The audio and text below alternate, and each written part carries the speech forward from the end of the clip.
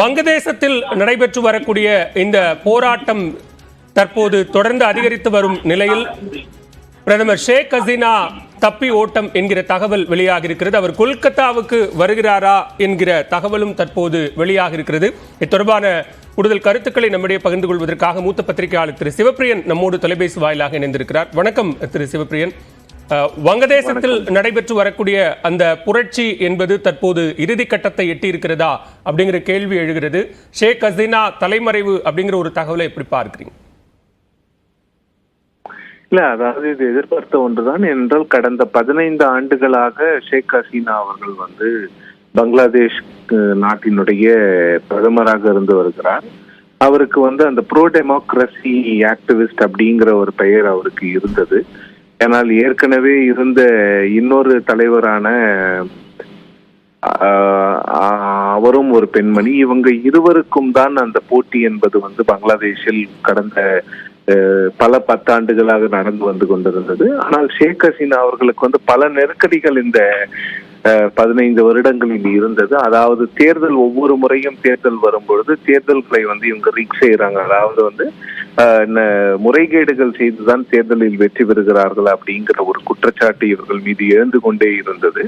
ஆனால் இப்போ இவ்வளவு பெரிய அளவிற்கு அந்த போராட்டம் அவருக்கு எதிராக வெடிப்பதற்கு காரணம் என்னன்னு பாத்தீங்கன்னா, அதாவது 1971ஆம் ஆண்டு பங்களாதேஷ் பாகிஸ்தானில் இருந்து பிரிந்த பொழுது, இந்தியாவினுடைய உதவியோடு தனி நாடாக உருவான பொழுது, யார் யார் அந்த members of the veterans from Bangladesh war அவங்களுடைய குடும்பங்களுக்கு 30% இடஒதுக்கீடு அப்படிங்கிறது மிகவும் அதிகமாக மக்களால் பார்க்கப்பட்டதுனால் இளைஞர்கள் தங்களுடைய வேலை வாய்ப்புகள் பாதிக்கப்படும் அப்படிங்கிற கோணத்துலதான் இந்த புரொட்டஸ்ட ஆரம்பிச்சாங்க. அந்த புரொட்டஸ்ட் தான் இன்னைக்கு மிகப்பெரிய அளவுல இப்போ பிரதமருடைய அலுவலகம், அவருடைய இல்லத்தை முற்றுகையிடுவதற்கான அந்த நடவடிக்கையை அந்த புரொட்டஸ்டர்ஸ் எடுத்திருக்கிறதுனாலதான் இவங்க இவங்களுக்கு ஏற்கனவே பிரஷர் ரொம்ப அதிகமாக இருந்தது. இப்போ பங்களாதேஷ், பாகிஸ்தான் போன்ற நாடுகள்ல பாத்தீங்கன்னா இந்த எலெக்டட் கவர்மெண்ட்ஸ்க்கு ஏதாவது ஒரு கிரைசிஸ் வந்துச்சுன்னா உடனே அந்த நாட்டினுடைய ராணுவம் தலையிட்டு இவர்களுக்கும், அதாவது பிரச்சனைக்குரிய மக்களுக்கும் அரசியல்வாதிகளுக்கும் இடையே ஒரு சீஸ்ஃபயரை கொண்டு ஒரு சண்டை நிறுத்தத்தை கொண்டு ராணுவம் ஒரு சில விஷயங்களை செய்யும். அது போன்ற விஷயங்களை தான் இப்பொழுது வங்கதேச ராணுவமும் செய்திருப்பதாக தகவல்கள் வருகிறது. ஷேக் ஹசீனாவை பொறுத்தவரை அவர் இந்தியாவில் உள்ள எல்லா கட்சிகளோடும் ஒரு மிகப்பெரிய உறவை வைத்திருப்பவர். அதனால அவர் இந்தியா வருவதற்கான வாய்ப்பு இருக்கிறதா இல்லையாங்கிறத நாம பொறுத்திருந்து தான் பார்க்கணும்.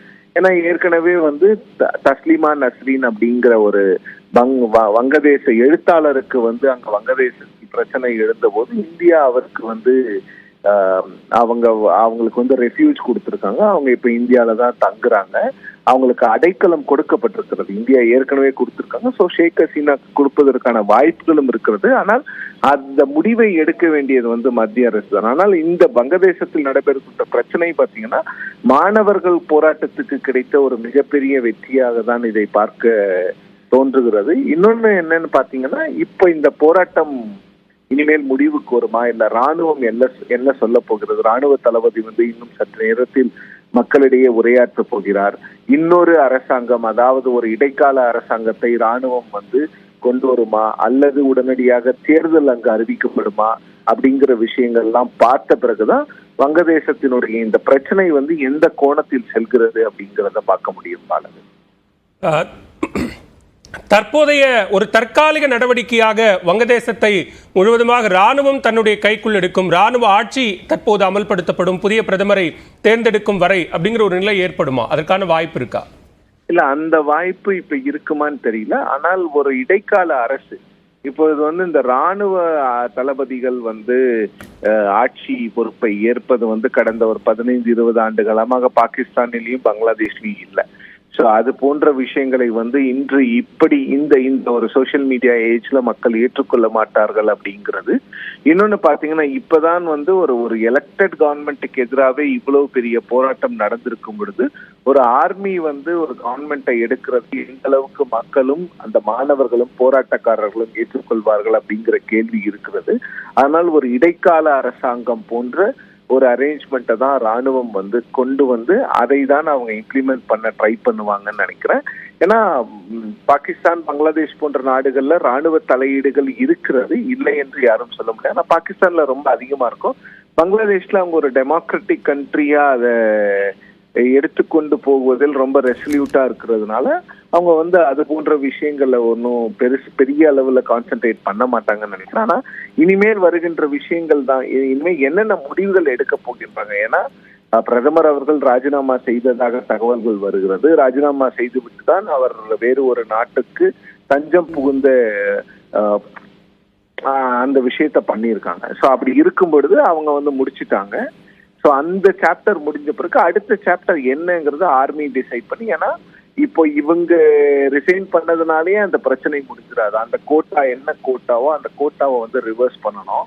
அது மட்டும் இல்லாம இனிமேல் மக்களுக்கான என்னென்ன பிரச்சனைகளை கொண்டு ஒரு சரியான ஒரு அரசு இருக்கணும். அந்த இடைக்கால அரசு யார் தலைமையில் நடக்க போகிறது, அது வந்து ஒரு எப்படிப்பட்ட ஒரு அரசாக இருக்க போகிறது அப்படிங்கறதெல்லாம் நம்ம பொறுத்திருந்தா பார்க்கணும். இன்னொன்னு ஆர்மி சீஃப் என்ன சொல்ல போறாரு அப்படிங்கறதும் ரொம்ப முக்கியமான விஷயம். பாலவி, மிக்க நன்றி திரு சிவப்பிரியன். இணைப்பில் வந்து உங்களுடைய கருத்துக்களை பகிர்ந்து கொண்டமைக்கு நன்றி. வங்கதேசத்தில் நிலவு வரக்கூடிய மாணவர்களின் புரட்சி காரணமாக தற்போது வங்கதேச பிரதமர் ஷேக் ஹசீனா இந்தியாவில் தஞ்சமடைய விமானப்படை தளத்திலிருந்து புறப்பட்டதாக தகவல் வெளியாகியிருக்கிறது. இது தொடர்பான விரிவான விவரங்களை வழங்கியமைக்கு நன்றி சுசித்ரா.